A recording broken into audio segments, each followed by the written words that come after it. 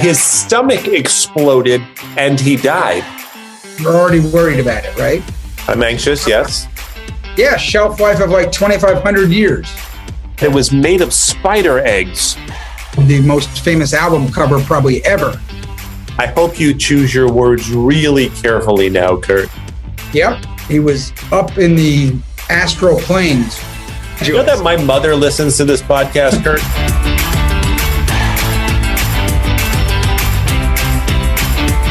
A creepy, funny, bizarre hello to all our Smart Drivel fans out there. Kurt Schneider, your co-host. Jon Ellenthal, your other co-host. I think you may have scared me there, Kurt, with creepy. What's creepy about this episode? Well, there's a lot of creepy things here, John. And if you think about it, you can get more and more and more creeped out. We're going to talk today about urban legends, urban myths, old wives' tales, stuff that people swear is true.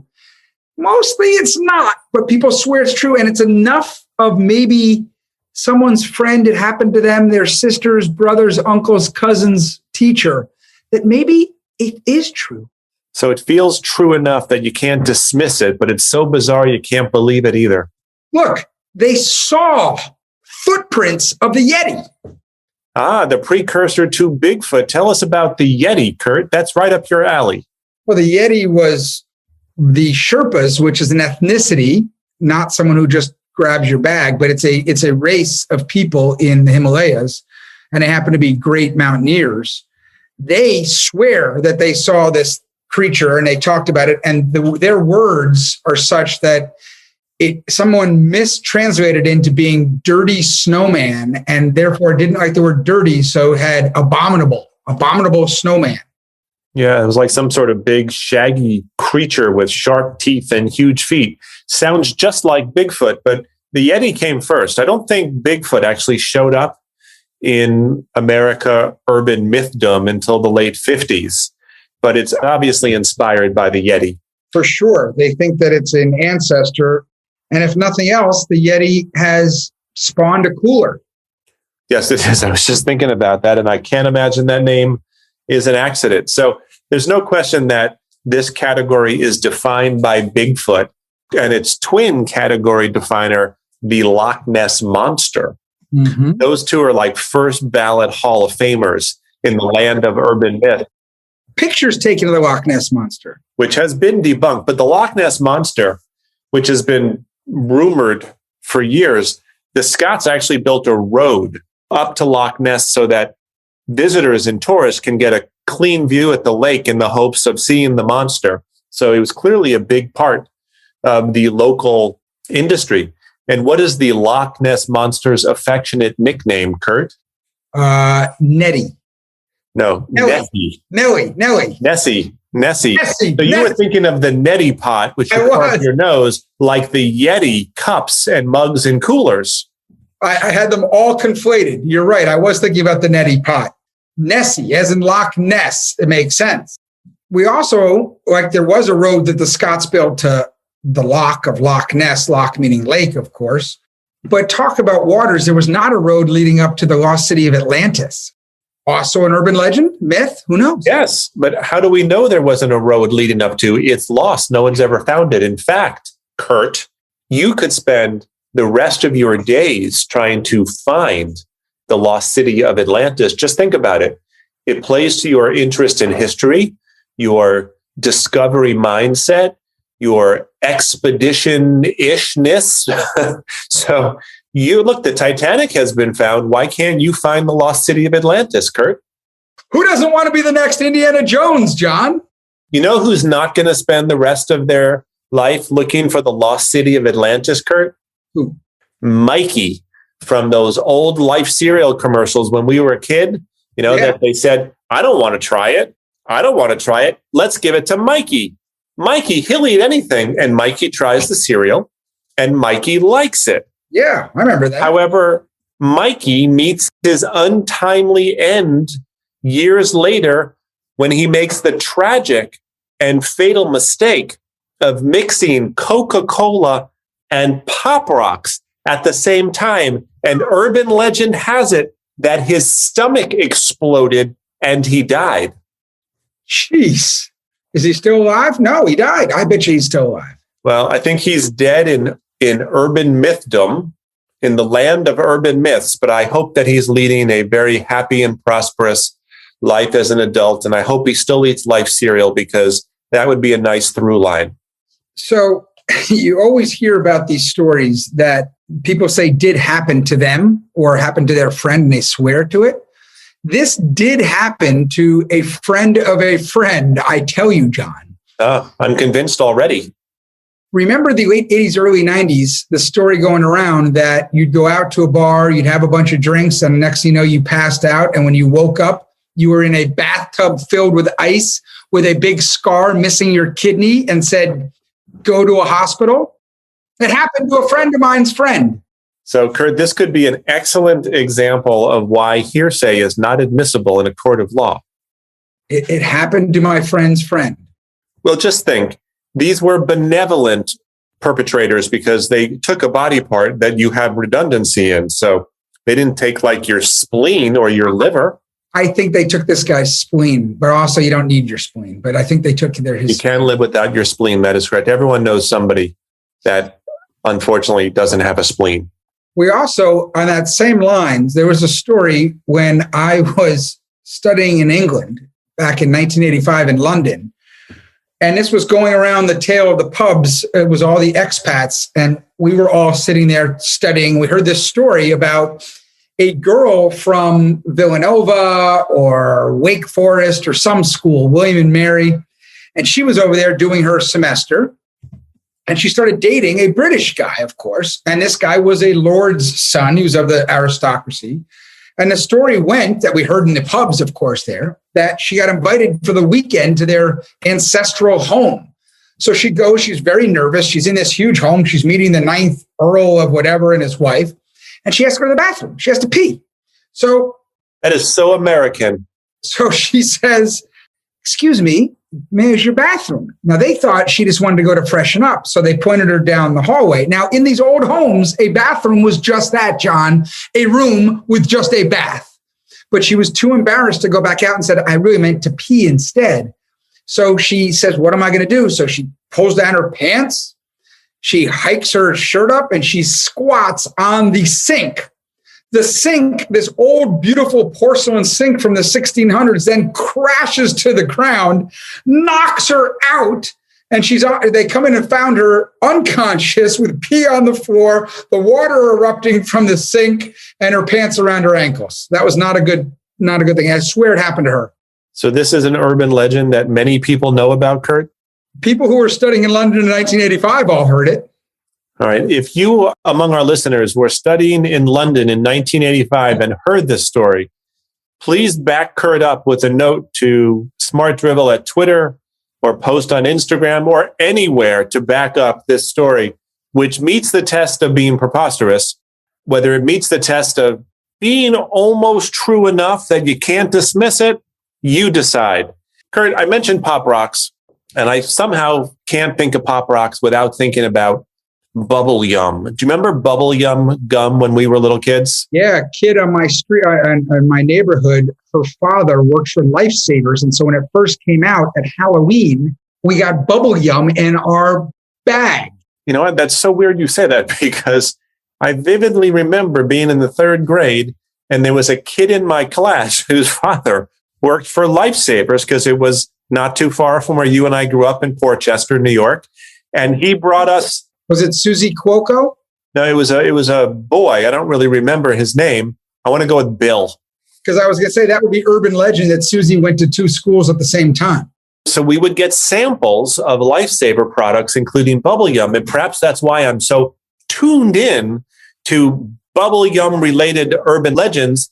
But there was an urban legend that the reason Bubble Yum was so soft was that it was very soft. Especially compared to the stuff we're used to getting in Bazooka, right?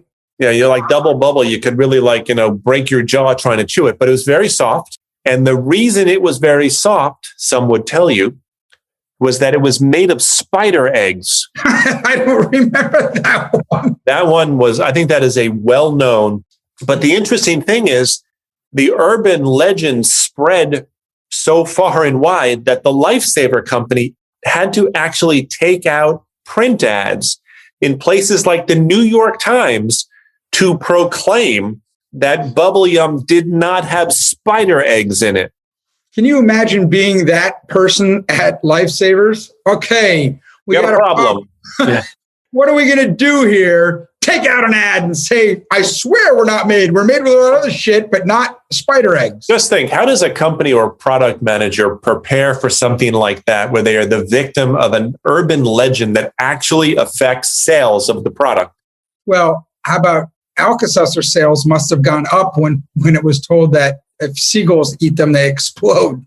Yeah, isn't there one that relates to maybe Diet Coke and Mentos, where it has a similar effect of the Pop Rocks with Coke? Any soda with Mentos, yeah. Yeah. And then staying in the soda category, we mentioned Dr. Pepper in a recent episode. It has been an urban legend for a long time that Dr. Pepper is made with prune juice. And there are a lot of people who would rather not drink prune juice in their soda. It doesn't sound appetizing. But in fact, Dr. Pepper is not made with prune juice. But prune juice is a moving. Yeah. So I have another one to talk about here, which is, and again, this is one of the ones that comes from, I swear this is true. Yes, I'm sure you know of a friend who actually this happened to. It happened to his father. Okay. Father goes home. Actually, he was on a business trip, so came home early from a business trip. Right. You're already worried about it, right? I'm anxious, yes. Comes home early, sees a sports car in his driveway, convertible. He's like, oh no, she wouldn't. Jumps to the conclusion that his wife was having an affair, goes out, goes to the local cement guy, gets a cement mixer to come and fills the entire sports car with cement until it hardens and lose it. And guess what? She bought it for him as a gift. I'm just impressed that he was able to arrange for a cement mixer on those kinds of time frames. Yeah. I bet he felt like an asshole, huh? He certainly did. And this happened to a friend's father, huh? Of course. Hey, I feel like sticking with some of the foods from our youth. Twinkies. I was a big Twinkie lover, and I would love right now to have a Twinkie, but I have, Twinkies. And the urban legend of Twinkies is because it's made with so many chemicals and preservatives and all sorts of other artificial ingredients, it will actually last forever. It is shelf stable forever. Have you heard that one? Yeah, shelf life of like 2,500 years. Do you know what the actual shelf life of the Twinkie is? I think it was a half-life, by the way. But anyway, I never knew what that meant anyway. So, yeah. The shelf life, it lasted for 26 days. That's it.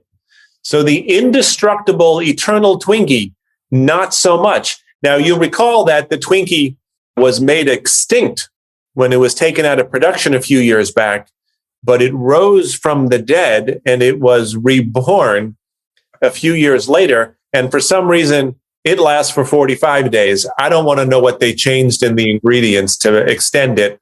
But in either case, 26, 45, a little short of forever. Is Twinkie Hostess? I think so. I think that whole company was bought by like a private equity firm, and they brought all the Hostess snowballs. Oh, you remember the Entenmann coffee cakes that were in those plastic things? Those were good. I bet you they'd last a long time. Oh man, you know what, Kurt? When they pulled the plug on all of those products, you and I should have bought those brands, and we should have brought them back to life and done all sorts of fun stuff with them. A lot of private equity firms did. Like, look, Pabst Blue Ribbon, never a good beer, but brought back to life, and just the name. Well, it speaks to the power of the brand. I mean, the real asset value in that company was not the beer, the formula, the manufacturing, but they occupied a place in people's brains and hearts. And that's why so much of a company's value is tied up in intellectual property, whether it's brands or otherwise. For sure. I mean, Pabst Blue Ribbon, you always think, oh my God, I'm going to get a 12-pack. It'll be great. And then you drink it and it sucks. But anyway, I have an urban myth. Yeah. And these two center around my favorite city, of course, New York City. One is that you've heard too. alligators in the sewers. Yes, that is a famous one. Do you think, Kurt, that it was the alligator in the sewers myth that perhaps inspired the SNL skit years back of the land shark? I think it could. But apparently there were hundreds of alligators. I'm sure. In the sewers. Yes. The other one also has to do with animals. You've been, of course, to Bryant Park in New York City, which until the early 1900s actually had a reservoir that they got their water from. Right. Then went to a Gross Park, and now it's beautiful. You can ice skate and all this stuff. Anyway, it sits right behind the massive New York City Library on 42nd and 5th Avenue. Right. Legend has it that the two huge lions that sit out front, if a virgin walks by, they will roar. So let me ask you this. Since you spent so much time in London back, apparently in 1985, what happens when a virgin walks past the three lions at Trafalgar Square? They do a barbershop quartet because they grab someone else to be your fourth. Do you think the lions outside the New York Public Library have ever met the lions outside Trafalgar Square? No. Or do you think they descend from the same rock? I think they do. Kurt, I want to stick with London for a moment. Yeah? Yeah. Yeah. This is not directly London, but this is England. And I'm here to talk to you about an urban legend that enveloped the Beatles in the late 1960s. I'm sure you know this one because this one is approaching Bigfoot and Loch Ness Monster stature. For sure. So there's a myth that on November 9th, 1966, Paul McCartney actually died and was replaced by a lookalike. And if you go to the White Album, which has Revolution number 9 on it, and apparently if you play Revolution number 9 backwards, you hear a message that says, what, Kurt? Paul is dead. Exactly. And there was some disc jockey somewhere in America in the late 60s who actually tried this on air. According to him, it said, turned me on, dead man. And that just took the myth to a whole nother level. But something I didn't know about this urban legend is that apparently at the end of Strawberry Fields Forever, John Lennon apparently has a lyric that says, I buried Paul. So I don't know if the Beatles were playing into this whole thing to draw more attention, as if more of the world's attention on them in the late 60s was even possible. But many people believe that Paul McCartney actually died in 66 and was replaced by a lookalike. Yeah, and part of that reasoning or facts behind it, or what people gave as facts, was, remember the Abbey Road, the most famous album cover probably ever.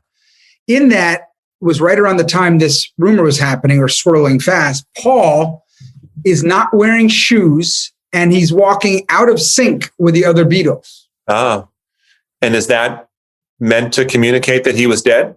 Yep. He was up in the astral planes. Ooh, that's Van Morrison. That's a good song. So I'm going to stick with music if that's okay. Yeah. Do you remember the Phil Collins song? Must have been from the 80s, In the Air Tonight. I think so. I remember Susu Studio. Yeah, and that was from Genesis, and Paper Late. And I have no idea to this day what Paper Late means, or Susudio for that matter. So, but paper whites are like flowers. You know those white flowers people have? They're called paper whites. Yeah, and the fact that one of the two words is in common with the song title, I can see how that just completely opens up, solves that mystery. It sounded like paper light, paper white. Paper Late, Late. Oh, well, you know why? Because Phil Collins was a newspaper boy when he was younger, and he was always getting drunk, and therefore he was always tardy with the papers. So he was called Paper Late, Paper Late, Paper Late. And that spawned a very popular Genesis song decades later. Well, another mystery solved right here on Smart Drivel by our investigative reporter, Kurt Schneider. I'm going to read you some of the lyrics from this song because it feeds right into the urban legend about this song. Yeah. Well, if you told me you were drowning, I would not lend a hand. I've seen your face before, my friend, but I don't know if you know who I am. Well, I was there and saw what you did. I saw it with my own two eyes. So you can wipe off that grin. I know where you've been. It's all been a pack of lies. And then I think there are some pretty amazing drum solos because Phil Collins, of course, was also a drummer. Mm-hmm. I read you those lyrics because the urban legend around that song is that it was inspired by Phil Collins watching from a great distance a man drown.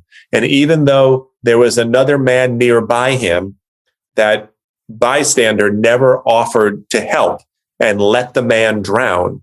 And everyone thought that this song was calling that guy out for letting the man drown.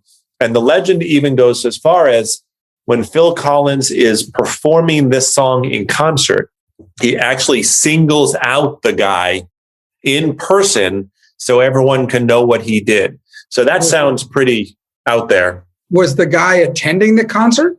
In the urban legend, he was. He's having a good time. He's in the mosh pit, and all of a sudden they're like, "You did it. You let the guy drown." That's right. And so he was outed for having let this guy drown. However, my experience with music, which is limited, is that sometimes the lyrics are not that literal. But this is a fairly literal take on the whole thing. I'm surprised you didn't have a friend of a friend at that concert, Kurt, who told you about this. Phil Collins was one of the drummers. You don't think of drummer as the lead vocalist. You think of Mick Jagger or Jim Morrison or Freddie Mercury, guys who are not playing an instrument. They're sitting up there and they're the showman singing. But I think in Genesis, Phil Collins was the lead singer, Peter Gabriel too, but he was singing, but he's a drummer, sort of like the band Levon Helms, who was an amazing drummer, but also the singer and the inspiration for the best Elton John song ever, Levon. Levon. It's a beautiful song. What is Levon about, the song? It's about a relationship between a man and his son, and a man not being fulfilled in his own life. He names his son Jesus because he likes the name. By the way, number 2 Elton John song, Mona Lisa and Mad Hatters, of course. So those are it. Boom, done. Okay, we'll move on. Where does Benny and the Jets make your list? Not even close. So another urban legend that we all grew up on about music, with another British rocker. Do you remember the story about Rod Stewart? I hope you choose your words really carefully now, Kurt. Urban legend had it, and I remember when I was first told the story, I was 12, and I was agog and aghast and astonished. I think Rod Stewart was agog too. Yeah. Is it better if our listeners look this up for themselves, Kurt? All I'll say is that the legend was he passed out on stage in a concert. They had paramedics had to take him and pump his stomach. I think we skated around that one okay. Well, let's skate around this urban myth. Do you remember Richard Gere? And in the 90s, he was... Of course I remember Richard Gere. Yeah. So someone was trying to take him down. And I think one of the ways to take him down was to try to expose him, because he was so beautiful and a gorgeous man and all these women liked him, as a homosexual. So they said... Not that there's anything wrong with that. Of course not, but people were trying to discredit him at the time by saying this, and they said he was a deviant. And when he went to the hospital, probably the same hospital that Rod Stewart went to, they found gerbils inside. Okay. All I know is that he had pets.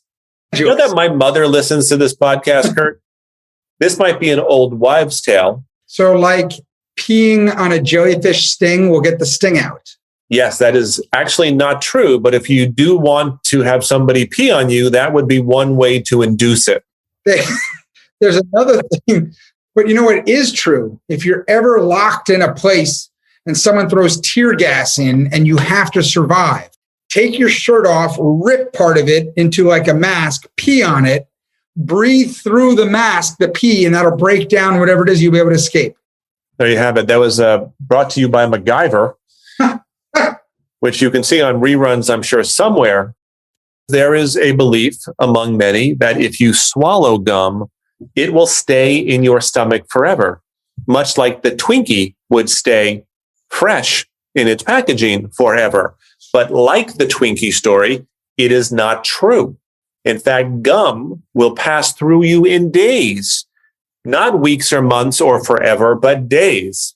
So feel free to swallow your gum, Kurt, if that's what you feel compelled to do. And what about like if you swallow pumpkin seeds, a pumpkin will start growing in your stomach? No, that is true. That's definitely true. We hope you've enjoyed our discussion of urban legends. Kurt and I will be back next week with a brand new episode of Smart Drivel, where we promise the drivel with a V, John. Promise the drivel. Drivel, right? Yeah. And what else do we do? We hope for the smart. Give us some of your urban legends, urban myths, old wives' tales. Please put it on our website, put it on our Twitter account. We'll repost them. That's what we do. We'll see you next week. Until then, we hope your life is filled with smart drivel. Ciao, everyone. Bye-bye.